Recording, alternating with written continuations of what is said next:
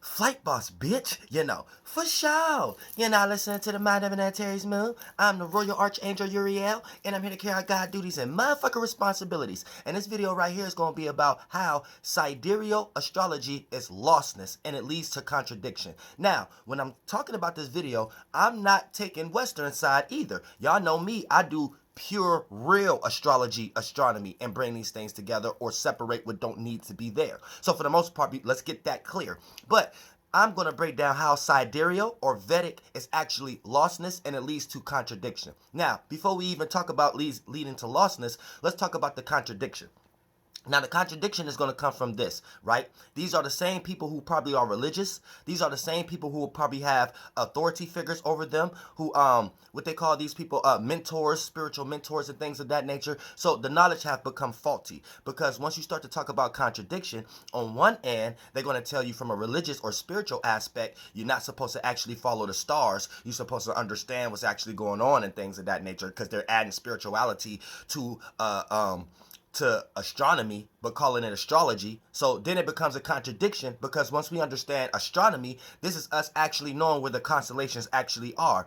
And when we understand where the stars actually are, we're not supposed to be adding no interpretation. We're just understanding where a star is actually traveling through, and it could have been traveling through that space through many ages, beyond the time that we are in humanity right now. So that takes you into the concept of scientists and why they're creating NASA and astronomy and telling you that the constellation isn't actually where they are at the moment. Now, for the most part, that's how it leads to a contradiction. So when it comes into leading into lostness, right, they are following lost stars, because we know that you are a star. So when stars are born, stars start to travel. That's how we have ascendant houses, descendant houses, you know what I'm saying? The detriment houses when it's away from the home, you know what I'm saying? And when it's fallen, that's when it's away from its exaltation. So in order for it to have that concept, that means stars are moving, and they're not in the original place that they actually are. So when we start to attract influences and personality traits and things of that nature, this goes beyond following a lost star. You see what I'm saying? Because to know where you're going, you have to know where you actually come from. So this takes us into the misconception that Vedic astrologers have with Western, and they come up with old, outdated arguments that people have been debunked. When we start to talk about, oh, only Western, they just follow the houses, but they're not understanding the constellation. Here's Western's problem. They're still calling the houses the constellation. And the houses have nothing to do with the constellations. The constellations get born out of the houses. And the constellations are a group of stars that start moving once they come from a specific house. And we know this based upon a constellation being more comfortable in certain houses than others. Quote unquote, if we want to say the Taurus constellation, it's more comfortable in the second house, and it's at its detriment fall in space when it's in the eighth house. Okay? Now that we know stars are moving, we know that we're getting influenced by pretty much 88 constellations and beyond that. So before we get lost into following lost stars, we have to understand the space that we are in. So this is how we understand geocentric and heliocentric and bring it together based upon our perspective. So for the most part, you don't live on the sun. You don't live on Jupiter. So you're not going to see these lights in real time for you to say you're influenced or you're this star, because this is where the constellation at the moment. You on Earth, you on Tiamat, Gea, Malakuth. So for the most part, you receive light late. You see what I'm saying? So what we are seeing have already happened. That's what astronomy is talking about. As far as you getting influenced by it, you got influenced by it after the fact. That's what astrology is talking about. So before you get lost into following lost stars, you need to know that you are just a star born out of a house. And what is a house? A particular position that we are traveling through. So the first house will be the 30 days or the 30 degrees that we're traveling from the birth of spring. The second house will be the fixated portion of spring.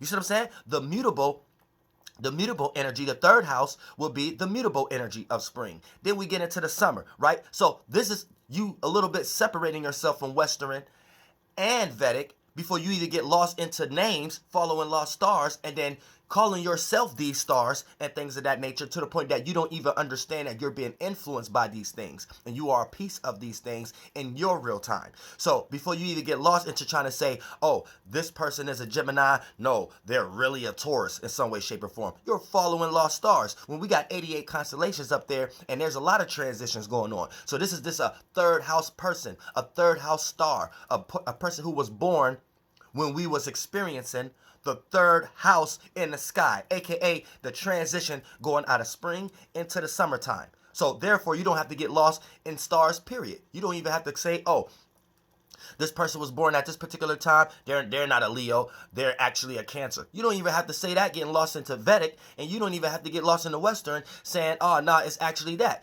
This is a person who was born when we was going through the period of time of the fifth house. So they are a fifth house star. And all the constellations that's in the sky is how they are influenced by. So if you are going to be in the Vedic, you need to be in all 88 constellations in some way, shape, or form. Because if you're still utilizing Greek or Western terminology, but then you're utilizing that as a form of argument also, but you're still utilizing a house system, when we start to talk about Vedic, then you already lost. When we start to talk about Vedic, there's no such thing as a house system. The houses don't go back 22 degrees.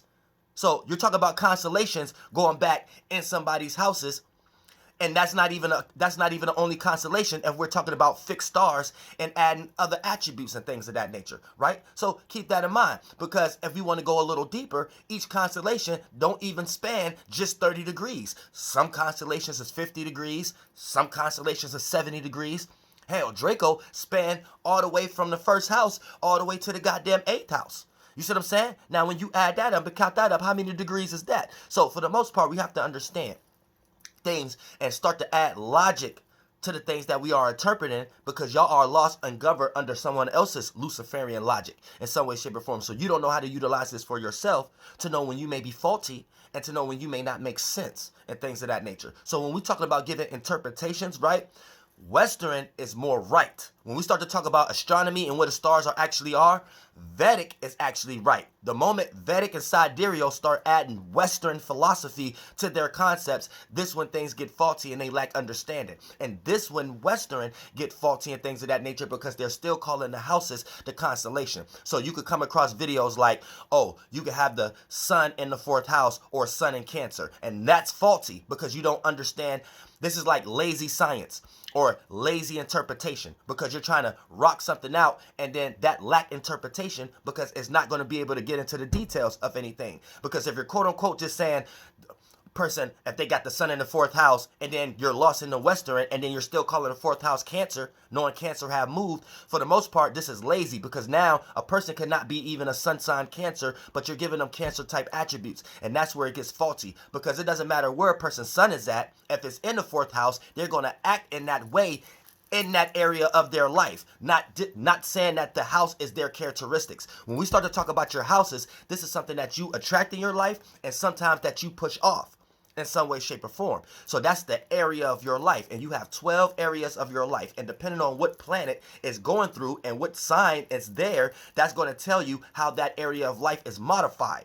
See, but you won't be able to get that much detail into the knowledge of it if you're piggybacking off lazy science and you're just saying, oh, this person, because you'll come across on the internet, and that's how people try to chalk it up. Oh, sun sign, this person has a sun sign in the 10th house or Capricorn. You know what I'm saying? Or this person moon house, this person got a moon in the 1st house or moon in Aries. And then that don't even make motherfucking sense after a while, because a person's 1st house can have another constellation there. So the way they handle their personal issues and personal affairs may be very different than a person who had Aries in the 1st house. You see what I'm saying? So keep that in mind. So we got to be very clear on what we actually talking about. And if you is going to be into Vedic and Sidereal, add in the other constellations, you'll be surprised on what you actually motherfucking missing, and what constellations is actually still there based upon a person's degree. Because based upon this degree and things of that nature, a person still have heavy influences of the constellation that's overly there. That's just like, to per se, a person that's into religion. If you're going to be into religion, you need to be into all the religions. You can't be religious but just be into one religion. That don't even make sense. That's faulty off the bat. If you're a religious person, you have to be into all religion.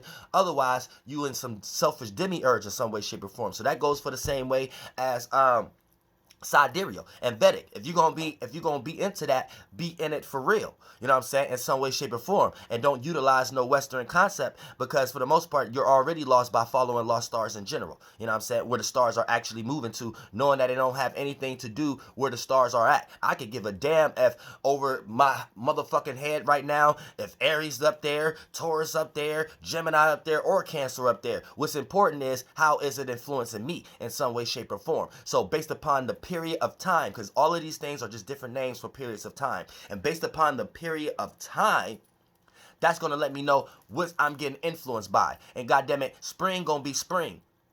Summer going to be summer. You know what I'm saying? Fall going to be fall. Winter going to be winter. Now, what constellation is traveling through when we are experiencing these times may create a circumstance where it's the same day, different shit. AKA different alignment, but same day. So that don't motherfucking change. So when you got motherfuckers out here trying to change your zodiac sign, they're lost into Lucifer. They're Luciferians. Flight boss, bitch, you know, for sure. So quit trying to categorize motherfuckers in lostness, because you don't know what you're talking about. Air.